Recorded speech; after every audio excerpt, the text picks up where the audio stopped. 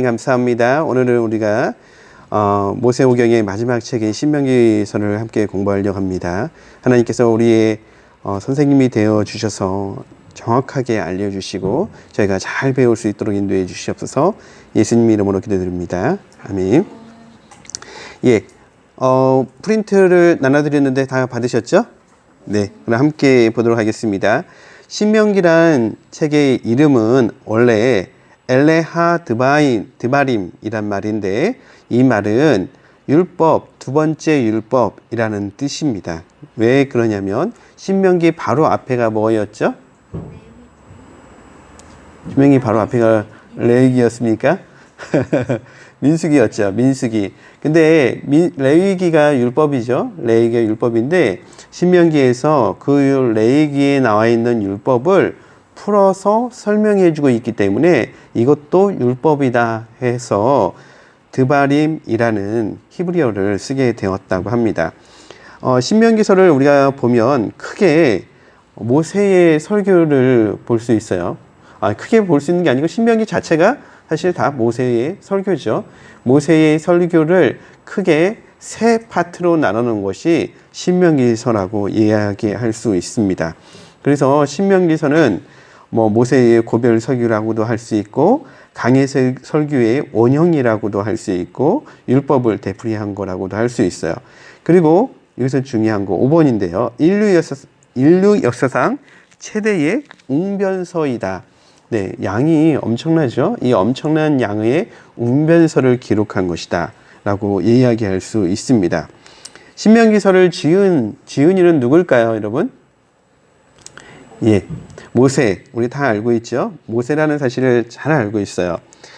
학자들은 좀 더 누가 썼는지 이렇게 쭉 찾아보면서 신명기서에 특별한 점이 있다는 걸 찾아냈어요. 어떤 게 특별한 점이냐면 신명기서는 여호수아서, 사사기, 사무엘 전후서, 열왕기 전후서와 이어지는 긴 역사를 시작하는 첫 부분이라는 거예요.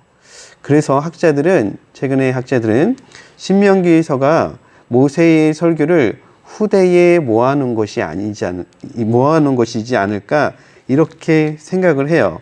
그래서 좀 더 구체적으로는 기원전 7세기경에 요시야 왕 때, 요시야 왕이 성전에서 말씀을 찾아내죠. 율법을 찾아내죠. 그러고 나서 그 말씀대로 요시야 왕이 개혁을 하려고 하죠. 그 요시야 왕이 개혁하려고 했던 그때 당시에 발견된 책이 아마도 이 신명기서가지 않을까 이렇게 추정을 하고 있어요. 자, 신명기서의 기록 목적은 굉장히 단순해요. 그래서 우리가 신명기서의 기록 목적을 흔히들 신명기 사가라고 얘기해요. 그래서 신명기에 흐르는 내용이 구약성경 전체에 흐르는 내용하고 똑같은데 굉장히 단순하게 되어 있어요. 뭐라고 되어 있냐면 하나님께 순종하면 축복을 받고 불순종하면 벌을 받는다. 이게 신명기의 핵심 주제예요. 신명기에서 반복적으로 계속 이야기하는 거고, 요 신명기에서 얘기하는 이 내용이 결국엔 구약성경 전체에서 흐르고 있는 내용이에요. 뭐라고요? 다시 한번 해볼까요? 순종하면 축복, 불순종하면 벌. 예, 하나님께 순종하면 축복을 받고 하나님께 불순종하면 벌을 받는다는 거. 이것이 신명기라는 거죠. 그리고 신명기가 왜 중요하냐? 신명기의 중요한 이유를 크게 두 가지로 얘기할 수 있는데, 첫 번째는 신명기는 모세오경을 총정리한 책이기 때문에 되게 중요한 거예요. 창세기부터 레위기, 민수기, 신명기 이렇게 창세기, 출애굽기, 레위기, 민수기, 신명기 전체를 요약한 책과 같다. 그래서 신명기가 굉장히 중요한 책이고, 또 아까 말씀드린 것과 비슷한 내용인데요. 신명기서부터 역사서가 시작이 돼요. 그래서 신명기가 굉장히 중요한 책이라고 할 수 있습니다. 그러니까 신명기서는 모세오경과 역사서를 잇는 다리 역할을 하는 성경이라고 이야기할 수가 있죠. 자, 먼저 제가 신명기서는 모세의 설교를 세 곳으로 나눠 놓은 곳이라고 얘기했는데, 첫 번째 보면 모세의 첫 번째 설교는 1장부터 4장까지를 이야기할 수 있어요. 1장부터 4장까지 여러분 성경을 펴보세요. 신명기 1장 1절에 보면 모세가 어디에서 말씀을 전하고 있는지에 대해서 설명하고 있어요. 한번 펴보시겠어요? 그리고 먼저 한번 읽어주세요. 신명기서 1장 1절이요.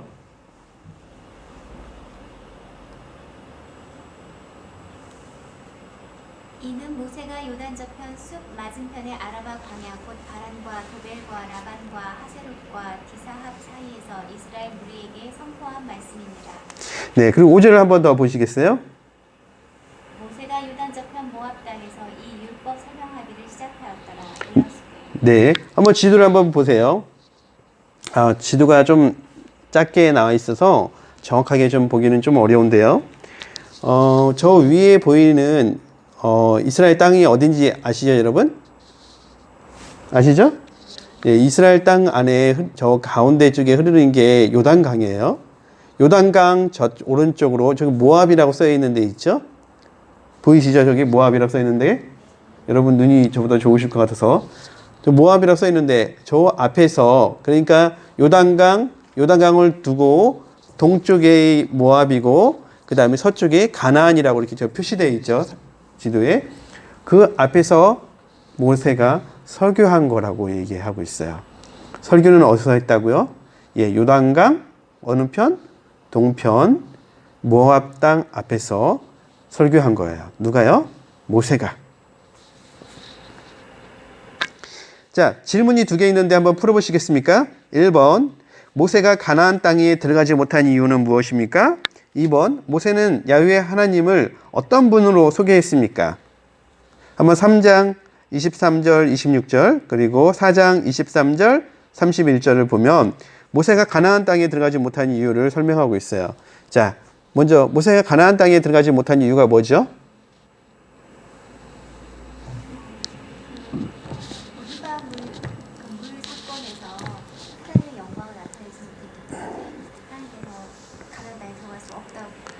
예, 민수기서 2장 23절부터 26절까지는 사실 정확하게 얘기하고 있지는 않아요. 신명기서에는요, 오히려 민수기서 20장 10절부터 11절에 하나님이 정확하게 이야기를 하고 계시죠. 그래서 민수기 20장 1절부터 보면 하나님께서 왜 모세를 가나안에 못 들어가게 하셨는지에 대해서 이야기하고 있어요. 제가 좀 간략하게 정리하면 이런 내용이죠. 이스라엘 백성이 무리바라는 도시에 도착했어요. 근데 당장에 먹을 뭐가 없었어요? 물이 없었어요. 물이 없는데 이스라엘 백성도 힘들었고 누구도 힘들었냐면 사실 가축들도 굉장히 힘든 상황이었어요. 그래서 백성들이 원망을 하죠. 왜 우리를 광야로 데려와서 이렇게 고생을 시킵니까? 라고 원망을 해요.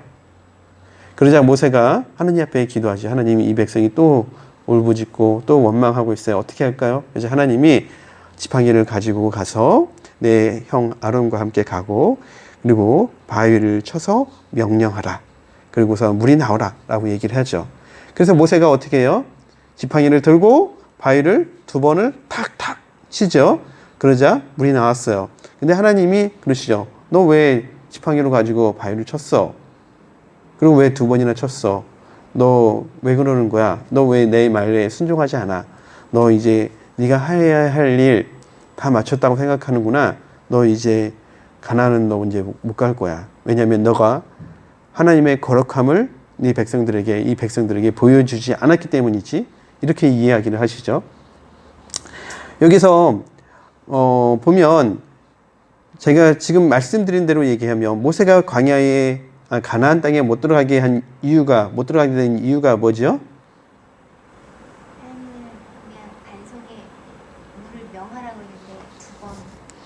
맞아요. 화가 나서 폐역한 백성아 하면서 욕을 하면서 예. 한마디로 말하면 모세의 불순종이었어요. 다 똑같은 말인데 또 한마디로 말하면 모세의 자만심이었죠. 왜냐하면 하나님이 지팡이 가지고 가라고 했지만 지팡이로 치라고는 안 했어요. 명하라고 했어요. 바위로 명해서 물이 나오게 하라고 했어요. 근데 모세가 그렇지 않았죠. 근데 왜 모세가 그렇게까지 화가 났을까요, 여러분? 사실 1절에 민수기 20장 1절을 보면 약간 힌트를 얻을 수 있는 것들이 있죠. 20장 1절에 보면 무슨 사건이 나와요? 미리암, 누나 미리암이 죽었어요. 그게 모세에게 흔들림이 시작하는 사건이 된 것 같아요. 왜냐하면 모세에게 있어서 가장 오른팔 왼팔 할 수 있는 것은 여전히 그래도 누나와 형이었는데 함께하는 사람 중에서 한 명이 세상을 떠난 거예요. 의지했던 누나죠. 누나지만 거의 엄마처럼 생각했던 분이었는데 누나가 죽은 거예요. 그러자 이제 모세가 흔들리기 시작한 거였고, 또 모세는 백성들이 그 흔들리는 마음속에 백성들이 또 건드니까 더 화가 난 거죠. 그래서 모세가 사실 하나님이 시킨 대로 명령을 내렸으면 되는데 모세가 어떻게 했냐면 지팡이를 갖고 친 거죠.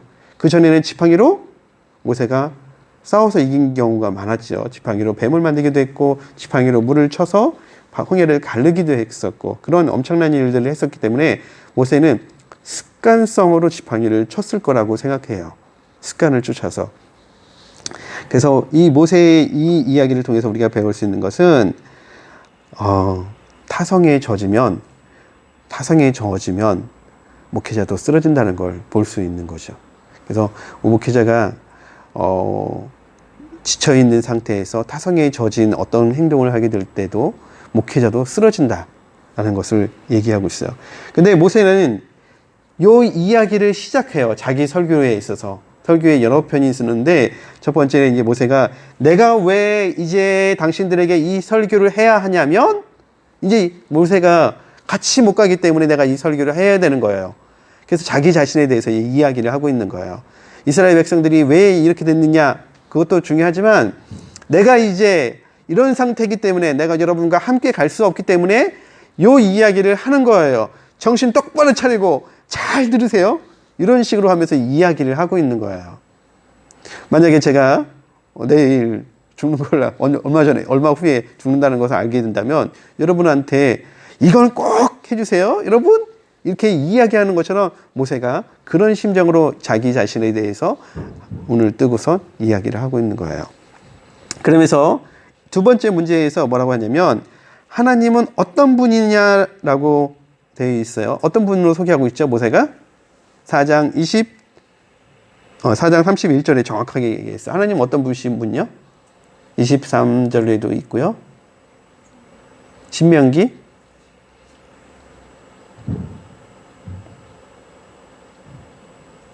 어떤 우상도 조각하지 말라.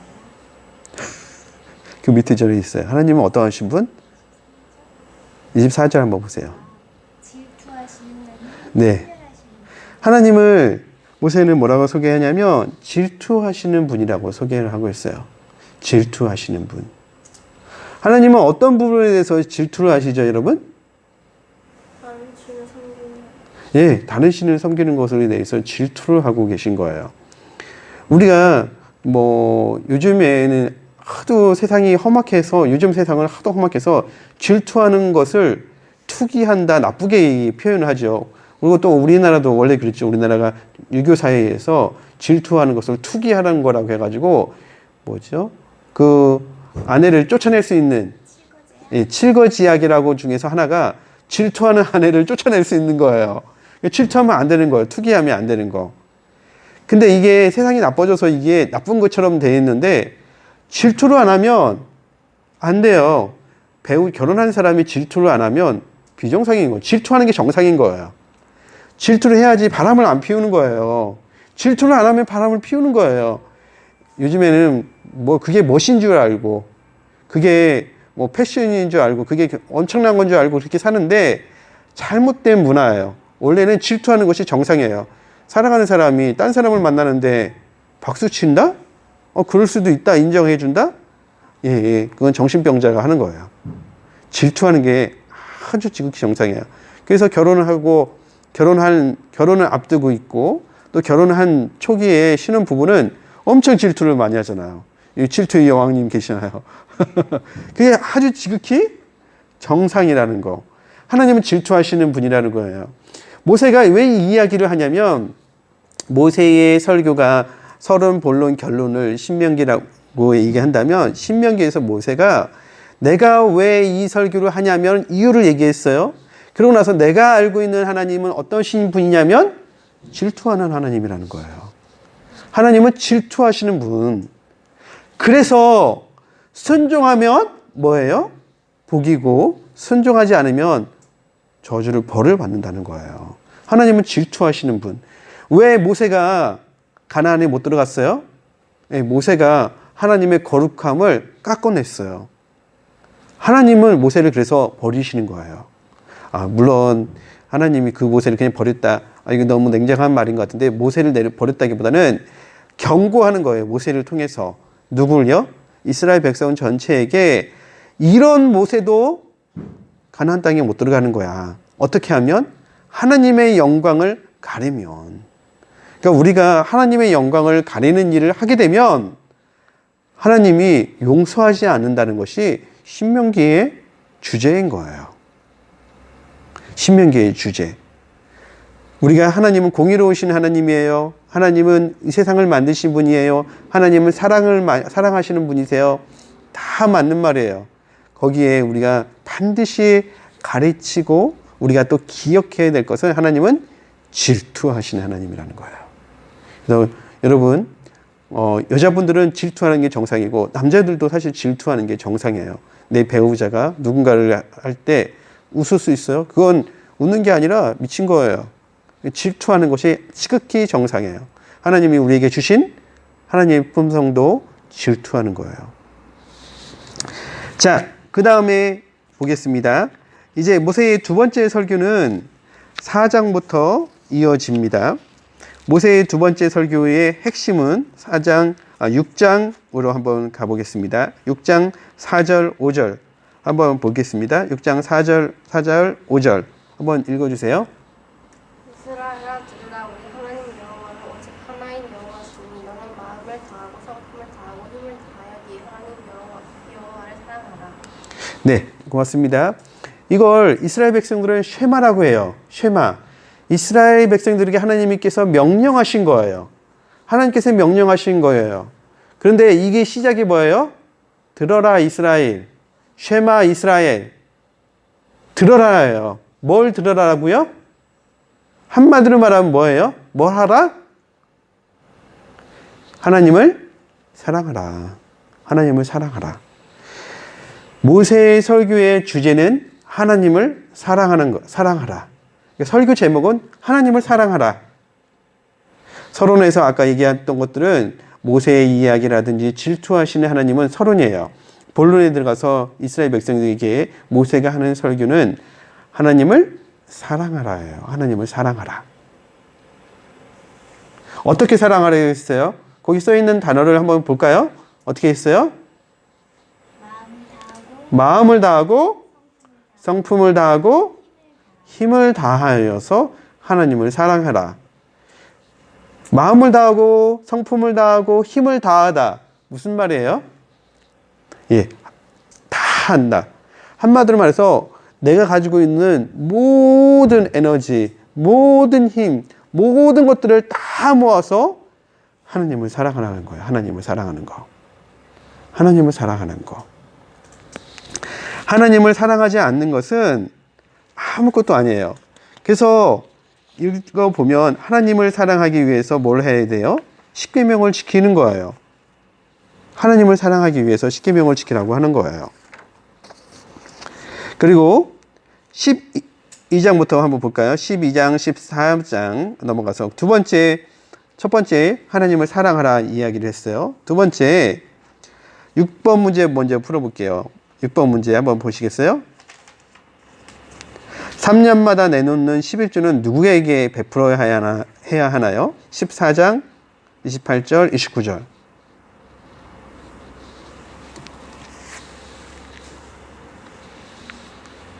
성읍에 주하여 기업이 없는 레위인과 요구하는 객과 미꾸와 가부들로 와서 먹고 배부르게 하라. 네, 잘했어요. 자, 하나님을 사랑하는 방법에 대해서 이야기를 했는데 10계명을 첫 번째 얘기를 했고 두 번째 11조에 대해서 이야기를 하고 계신 거예요. 11조. 여러분 11조를 어떻게 드리는 것이 11조죠? 성경에 있는 11조를 한번 얘기를 해보세요. 10분의 1을 드리는 것이 11조일까요? 예, 성경에 민수기, 그 다음에 민수기와 신명기에서는 11조에 대해서 두 가지를 가리켜요. 두 가지 11조가 있죠. 첫 번째 11조는 해마다 10분의 1을 제사장에게, 레위인에게 주고 레위인이 그것을 제사장에게 주는 거. 10분의 1을 그렇게 하는 거. 그래서 레위인은 그래서 하나님이 땅을 분배해 주지 않았죠. 잘 알고 있죠. 우리가 너무너무 잘 알고 있는 그 11조가 첫 번째 케이스고, 그리고 지금 신명기 14장에 있는 것이 두 번째 11조예요. 11조를 어디다 써야 되냐면 레위인, 외국인, 고아, 과부. 근데 먼저 말씀드렸던 11조는 매년 드리는 거였고, 요 두 번째 말씀드린 것은 3년마다 걷는 거예요. 3년마다. 3년마다 11조를 걷어서 레위인, 외국인, 고아, 과부를 돌보라고 한 거예요. 그러니까 이런 것을 오늘날 우리 교회에서는 뭐라고 하냐면 구제헌금이라고 얘기를 하죠. 근데 구제헌금을 어떻게 드렸어요? 11조처럼 드렸어요. 3년마다. 그러니까 이스라엘 백성들은 이스라엘 백성에게 하나님이 요구하신 것은 10의 1조가 아니라 뭐예요? 예, 최소 10의 2조라고 할 수 있는 거예요. 그래서 우리가 20%를 하나님 앞에 드리는 것이 민수기와 레위기, 신명기에서 가르치는 11조예요. 3년에 한 번은 10의 2조인 거예요. 2년은 10의 1조. 그렇죠, 그렇죠. 그러니까 뭐 그렇게 계산하면 한 13%좀 되는 건데, 어쨌든 간에 대략 우리가 그냥 쉽게 얘기하면 대략 20% 가까이를 하나님 앞에 드리는 것을 말씀하고 있다고 얘기할 수가 있는 거죠. 하나님을 사랑하는 거, 십계명을 지키는 거, 그 다음에 하나님을 사랑하는 거, 뭐 하는 거요? 11조를 드리는 것이 하나님을 사랑하는 거예요. 그게 뭐예요? 온 마음과 성품과 힘을 다하여서 하나님을 사랑하는 거예요. 자, 그리고 7번 26장 5절부터 10절 한번 읽어보세요. 핵곡식을 드리려고 하면서 하나님 앞에 신앙 고백을 하는데 어떤 신앙 고백을 해야 돼요? 26장 5절부터 10절. 너는 또 내 하나님 여호와 앞에 아뢰기를 내 조상은 미디안 아람 사람으로서 수수의 사람을 거느리고 애굽에 내려가서 거기 우거하여 슬겨운 검성 크고 강하고 번성한 민족이 되었더니 애굽 사람이 우리를 학대하며 우리를 괴롭게 하며 우리에게 준영을 시키므로 우리가 우리 조상의 하나님 여호와께 부르짖었더니 여호와께서 우리 음성을 들으시고 우리의 고통과 신고와 압제를 합감하시고 여호와께서 강한 손과 편팔과 큰 유명과 이적과 기사로 우리를 애굽에서 인도하여 내시고 이곳으로 인도하사 이 땅 곧 적과 꿀이 흐르는 땅을 주셨나이다. 여호와여 이제 내가 주께서 내게 주신 토지 소산의 만물을 가져왔나이다 하고 너는 것을 내 하나님 여호와 앞에 두고 내 하나님 여호와 앞에 등대할 것이다. 네, 우리가 하나님 앞에 핵곡식을 드리면서 하나님께 가져야 될 신앙 고백은 뭐예요? 감사. 또 어떤 것에 대한 감사죠? 이전에는 내가 스스로 주의로서 얻을 수 없었던 것을 아니죠. 정확하게 뭐에 대한 감사예요? 토지 소산 예, 좀 더 정확하게 한번 찾아보세요. 뭐에 대한 감사죠? 약속의 땅에서 주신 예, 이집트에 있을 때 별 볼 일 없는 이집트에서 노예로 살았는데 지금 우리가 이집트에서 우리를 건져주셔서 이 가나안 땅에 젖과 꿀이 흐르는 땅에서 살게 해주신 하나님께 감사하는 마음으로 드리라는 거죠. 그게 뭐예요? 우리도 그러잖아요. 우리 입장으로 한번 생각해 볼까요? 우리가 예수님 믿지 않았을 때 별 볼 일 없었고, 예수님 믿지 않았을 때 우리가 타락된, 양심이 타락됐고, 우리 마음대로 살았던 그 모든 것들, 우리가 별 볼 일 없었다는 것은 우리 마음대로 살았다는 것들에 대한 것들이죠. 그렇게 살아서 우리가 어디 갈 수밖에 없었냐면 지옥을 갈 수밖에 없었는데, 예수님을 통해서 우리가 이제 새 사람이 되었고, 새 사람이 되고 가고 있고, 그리고 천국을 향해서 가고 있어요. 이걸 우리는 뭐라고 얘기하죠? 은혜라고 하죠. 은혜. 하나님의 사랑을 받을 만한 자격이 없음에도 불구하고 하나님이 우리를 사랑하셔서 붙들어 주셔서 품어 주셔서 하게 한 거. 그래서 하나님 앞에 나아가는 건 은혜로 나아가는 거예요. 은혜로. 다시 한번 말씀드리면 하나님을 사랑하는 표현은 은혜라는 거예요. 은혜. 근데 우리가 그럴 수 있죠. 우리가 헌금을 한다든지 하나님 앞에 예배를 드린다고 할 때 하나님 저 좀 보세요. 제가 이렇게 돈을 벌어서 하나님 앞에 드리고 있어요. 라든지 하나님 제가 이런 상황에도 불구하고 하나님 앞에 나왔어요. 라든지 하나님 제가 이렇게 함에도 불구하고 이렇게 하나님 교회에서 제가 반주하고 있어요. 저 괜찮죠? 사실은 그런 마음이 없어야 된다는 얘기가 아니라 그런 마음이 있어야 되지만 더 중요한 마음은 내가 이 자리에 앉아 있는 것 자체가 하나님의 은혜라는 거예요. 은혜를 우리가 기억하는 거. 그래서 하나님 앞에 나아가는 거, 하나님 앞에 사랑을 표현하는 건 은혜라는 거예요. 은혜. 이걸 곡식을 드리면서 하는 거예요. 하나만 더 볼까요? 어떻게 하나님의 사랑을 표현할까요? 9번 문제 보시면 그 다음 마지막 페이지 31페이지에 9번 문제에 보면 30장 19절 20절 한번 읽어볼까요? 30장 19절 20절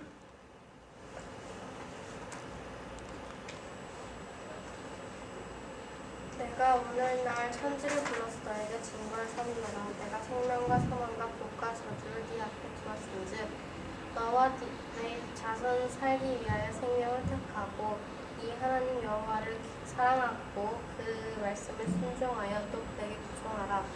네, 좋습니다. 거기 보면 하나님을 사랑하는 것이 뭐라고 되어 있어요? 하나님을 사랑하는 것이 말씀에 순종하는 거라고 얘기하고 있어요. 하나님을 사랑하는 것은 말씀에 순종하는 거예요. 부모님이 우리에게 얘야, 너 설거지 좀 해줄래? 네. 부모님을 사랑하면 네 하고 하는 거예요. 싫어요. 그건 부모님을 사랑하지 않는다는 표현인 거예요. 되게 단순하게 얘기하면. 하나님이 이렇게 살아야지 복받아. 네. 하면 하나님을 사랑하는 거예요. 그건 아니거든요. 저는 제 마음대로 살고 싶거든요. 이건 뭐예요? 하나님을 사랑하지 않는 거예요. 하나님은 어떠신 분이라고 했죠? 질투하시는 분이에요. 그렇기 때문에 모세가 설교를 하면서 마지막 설교이죠. 모세의 설교를 모아놓은 이후 신명기에서는 하나님은 사랑해야 돼요, 여러분. 어떻게 하나님을 사랑할 수 있어요? 십계명을 지키면서. 어떻게 하나님을 사랑할 수 있어요? 11주를 드리면서. 어떻게 하나님을 사랑할 수 있어요?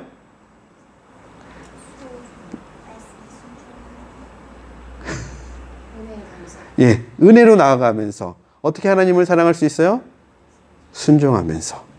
그러면서 하나님을 사랑할 수 있는 거예요. 이런 사람들에게 물론 그 안에 여러 가지 내용들이 더 많겠지만 뽑아 모으면 이런 내용들인데, 이렇게 하는 사람들에게 하나님이 어떻게 하실까요? 축복을 주시는 거죠. 이렇게 하지 않는 사람들에게 어떻게 할까요? 하나님이 어떻게 할까요? 저주를 하시는 거예요. 저주. 자, 저주 어디에 나올까요? 우리 신명기 27장을 한번 보시겠습니다. 27장에는 모세가 이 설교를 하고 에발산에서 백성들에게 이야기를 하는 내용이 나와요. 뭘 대해서 이야기를 하고 있어요?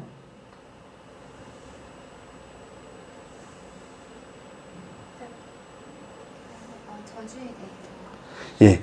하나님 말씀대로 하지 않으면 저주가 내릴 것에 대해서 이야기를 하고 있어요. 한번 읽어볼까요, 우리?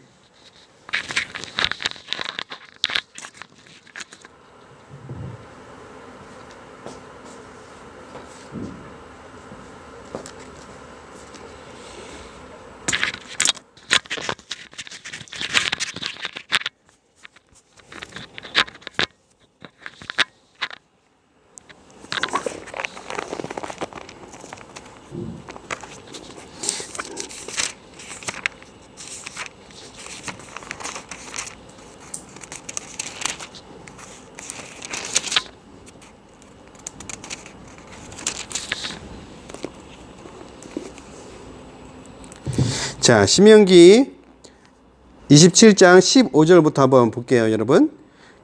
제가 앞에 부분을 읽을 거고 여러분이 모든 백성은 하면 여러분은 아멘 하시면 돼요. 자, 한번 같이 보겠습니다.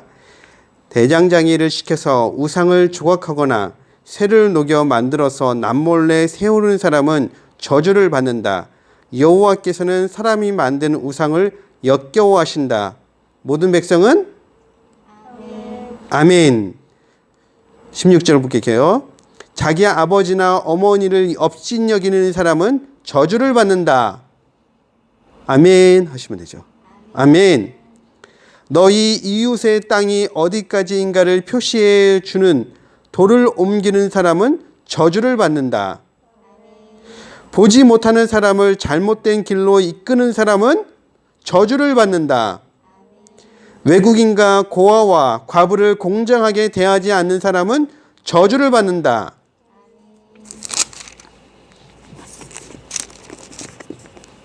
자기 아버지의 아내와 함께 자는 사람은 저주를 받는다. 그것은 자기 아버지를 부끄럽게 하는 짓이다. 짐승과 함께 자는 사람은 저주를 받는다. 자기 아버지의 딸이든지 어머니의 딸이든지 자기 누이와 함께 자는 사람은 저주를 받는다. 자기 장모와 함께 자는 사람은 저주를 받는다. 남몰래 이웃을 죽이는 사람은 저주를 받는다. 돈을 받고 죄 없는 사람을 죽이는 사람은 저주를 받는다. 이 가르침의 말씀을 간직하고 따르지 않는 사람은 저주를 받는다. 네, 이게 모세 설교의 하이라이트예요. 모세가 산에 올라갔죠. 에발 산에 올라가서 이야기하는 거예요. 지금 제가 읽은 것처럼 모세가 읽으면 백성들은 어떻게 해요? 아멘, 아멘 하는 거예요. 원래는 에발산과 그리심산에서 얘기하죠. 에발산에서 어떻게 해요? 저주를, 그리심산에서 축복을 이야기하죠. 결론입니다. 하나님 말씀대로 살면 뭐예요? 축복. 하나님 말씀대로 살지 않으면 뭐예요? 저주. 하나님 어떠신 분? 질투하시는 분. 우리가 하나님이 우리에게 질투하지 않으시도록 살아야 돼요. 아멘? 예. 그러기 위해서는 뭘 해야 된다고 했죠?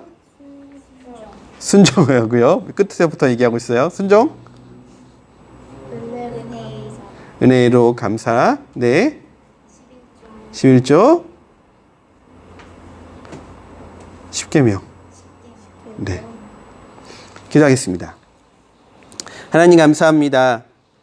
하나님은 사랑이 많으신 분, 우리가 어떤 것을 하도 다 용납하시고 이해 참아주시고 그래서 좋으신 분이라만 생각하고 있는 우리가 하나님 오늘 말씀을 통해서 하나님은 질투하시는 분이라는 거 기억할 수 있게 해 주시기를 간절히 원합니다.